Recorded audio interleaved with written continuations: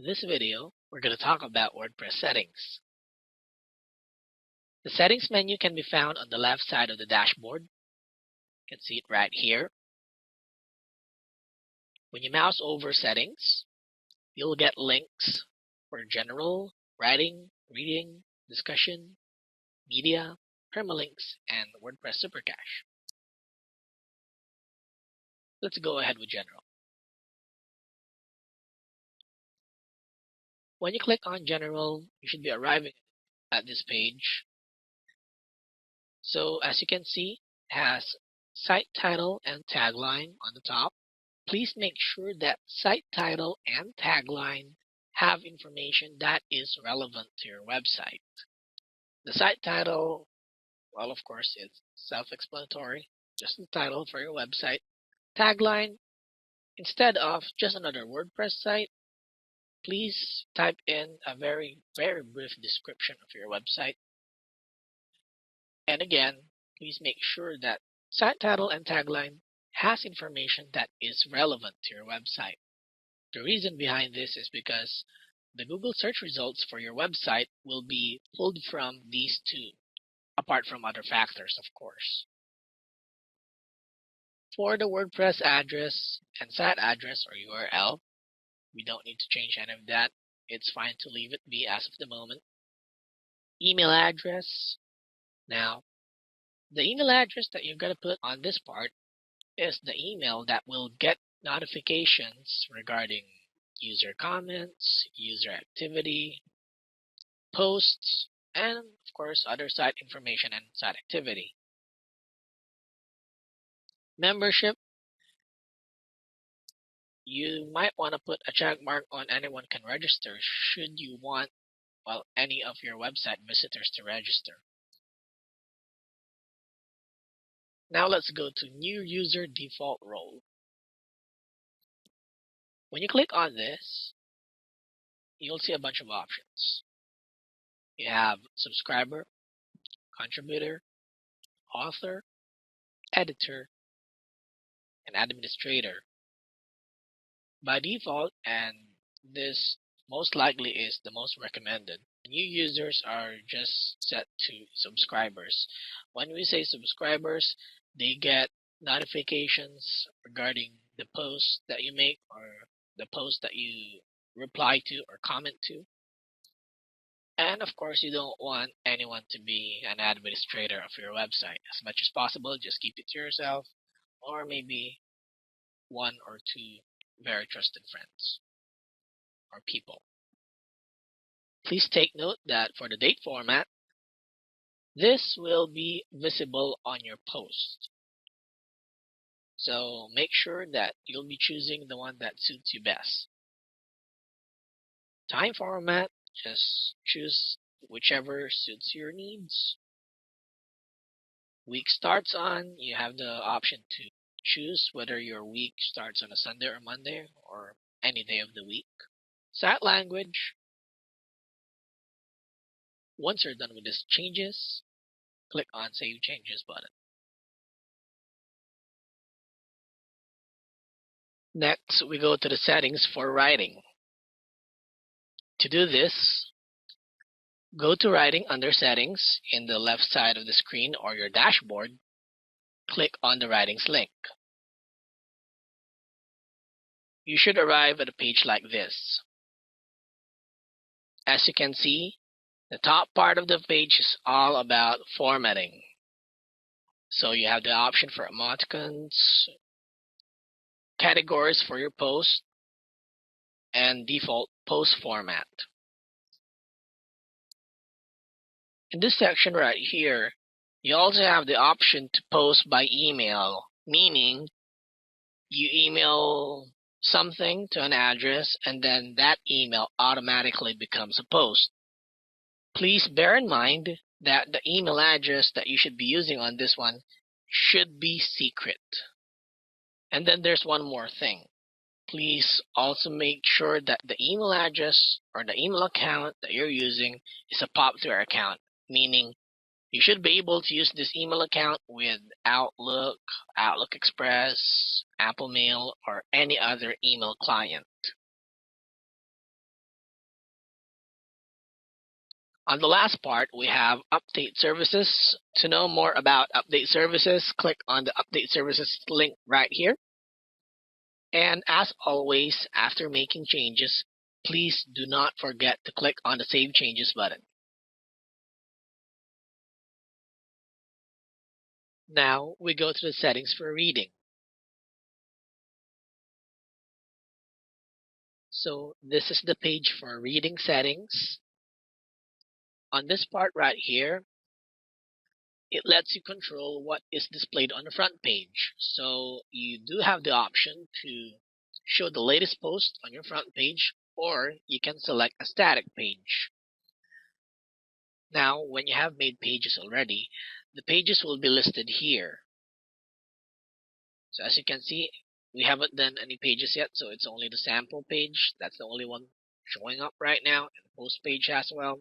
But as time goes along and you made several pages already, it will be listed here as well. You can choose that as the static page. So regardless of the post that you made, whatever page that you choose for the static page will be the front page for your blog.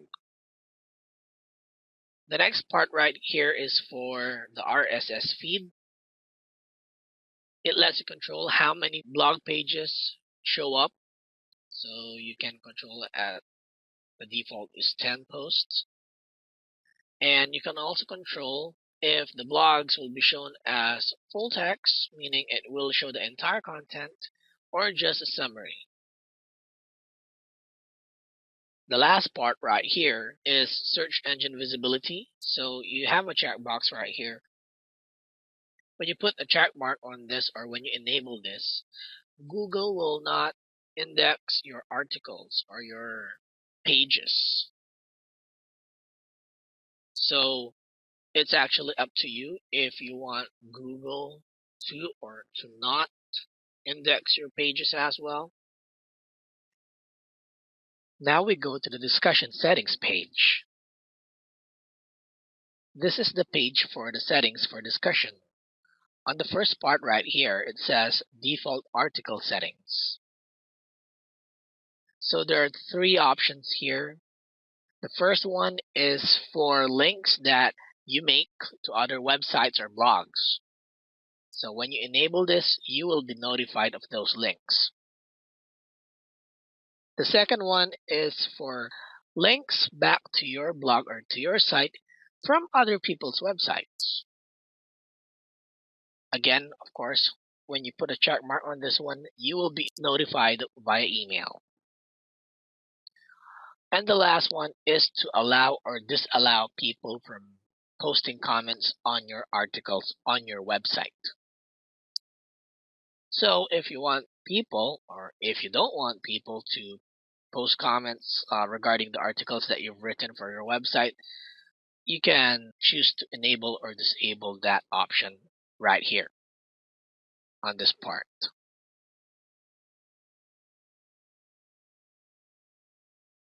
Next, we go to the other comment settings. By default, the one that says users must be registered and logged in to comment. So this is actually highly recommended. Unless, of course, you want anonymous persons to be posting comments on your articles or blogs. You also have the option to ask the person who is making the comment to provide his or her name and email address first before posting the comment. As you can see, this is more on filtering comments, making sure that the people or the ones who are making comments are real people and not programs or automatic bots or whatever. The other options will be automatically close comments on articles older than specified number of days. You can also enable threaded or nested comments. Then you specify the number, level steep. And then you can also have the option to break comments into pages. And the last part on the other comment settings is You can actually choose to display the older comments first, or if you want the newer comments to appear on the top of the page. So it's actually up to you if you want the old ones or the first ones to appear on the top of the page, or if you want the new ones instead. Now we go to the next section. You can choose to be notified via email whenever anyone posts a comment or whenever a comment is held for moderation. You can also choose whether or not a comment must be manually approved, or let's say if the person already made comments previously, you can also enable this option, the second option right here. Once you enable this, there's no need for the comment to be moderated. It will automatically be posted as long as the person making the comment has already made a comment before and you have approved of it.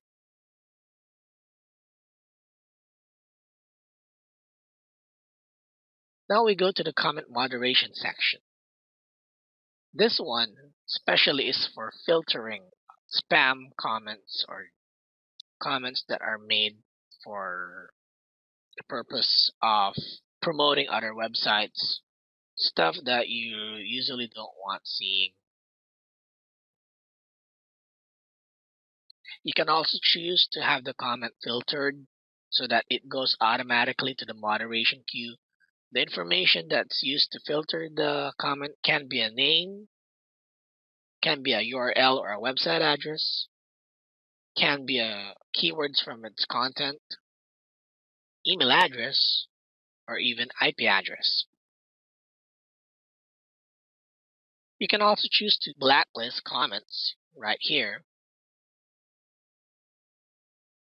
And on the avatar section, now when we say avatars, these are those pictures that appear beside the name of the person.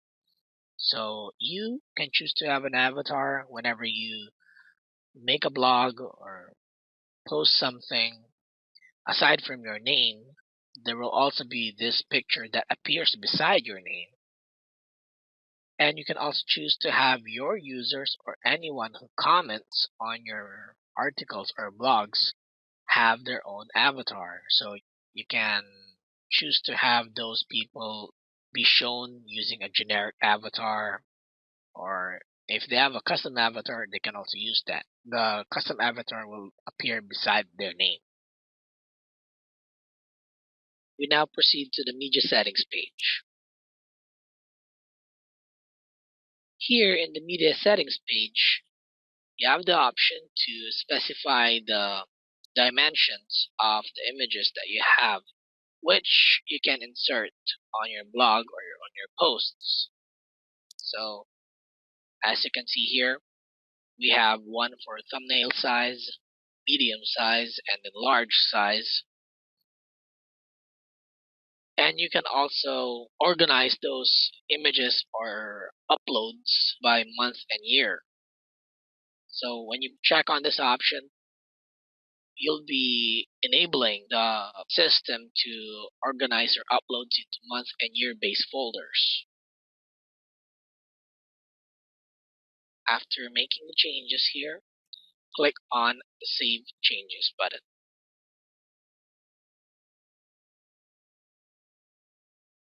Now we go to the settings page for permalinks. Now, permalinks might seem technical, maybe a bit overwhelming, or even overwhelming to the common user. However, permalinks are very helpful, and should you find yourself in a confused state, you can use the help button right here. So when you click on the help button, you'll get an overview of permalinks. There's also a link for common settings and custom structures. You can also learn more information by clicking on the links right here.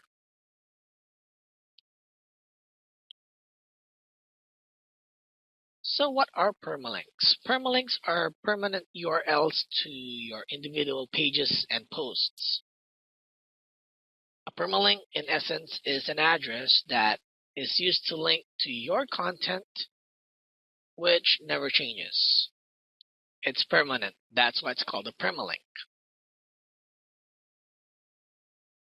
Now, going back,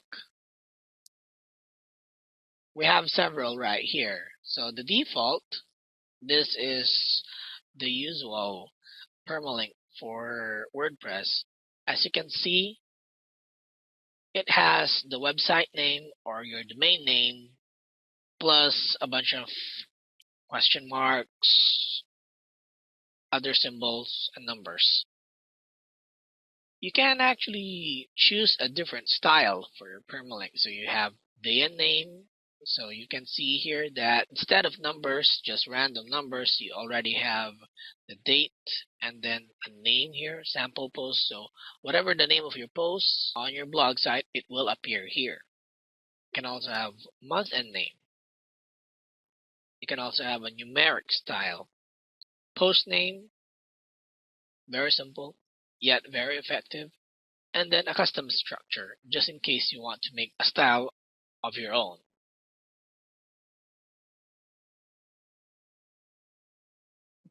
So that is it for permalinks. Now, as you can see, we have one more, which is WordPress Supercache. Now, this isn't available in most, if not all, of the WordPress websites because this is actually because of a plugin. As mentioned during the first part, once you install more plugins or once you get more plugins into your WordPress site or WordPress dashboard, then you'll have more functionality. WordPress Supercache is one of them. So we're not going to tackle WordPress Supercache. If you want to know more about WordPress Supercache, then it is advised that you proceed to the WordPress support forums. Just a quick recap for the settings. Just in case you need more information or if you're confused, you can always click on the help button right here. It will give you an overview or an idea on what you're actually doing or what you're actually supposed to do. So that will be general, under settings, writing. It still has that help button. As you can see, you have the help button for each section.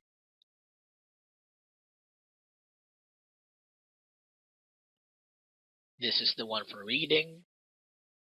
Again, you'll have more information, or at least you'll get an idea on what you're supposed to do or what is the purpose of each option by clicking on the help button. Discussion, it still provides an overview. Media,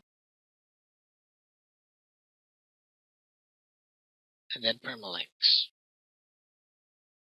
There you go. So with that, thanks, and I'll see you in the next video.